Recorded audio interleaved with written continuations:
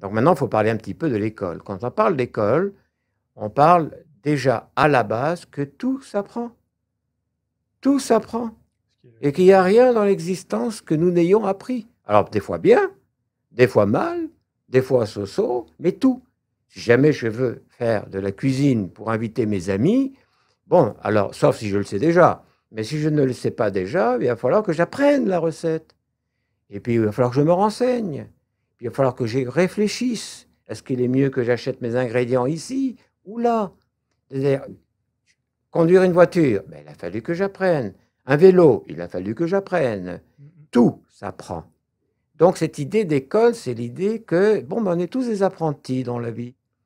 Et cet état d'apprentissage est comme une échelle. Alors, on peut, comme dans les arts martiaux, mettons, alors, supposons qu'on soit déjà bien avancé dans l'échelle, alors on est premier dan. C'est pas fini, après, il y en a un deuxième. Et là, qu'est-ce qu'il faut faire? Pourquoi arriver au deuxième? Parce que je le décide moi-même? Non, maintenant, je suis prêt d'aller dans le deuxième? Non. Non, il faut que je me forme. Il faut que je pratique. Voilà. Et une fois que j'ai pratiqué, il faut que je passe l'examen pour être sûr que, bon, ben, je ne me trompe pas. Parce que c'est bien important qu'il ne faut pas se tromper quand on est en train de réfléchir à ce que l'on sait pour être sûr de ce que l'on ne sait pas. Ça nous permet d'ouvrir des portes pour aller plus loin. Voilà le sens de l'école. Ce n'est pas quelque chose de scolaire, c'est quelque chose de vivant comme la nature.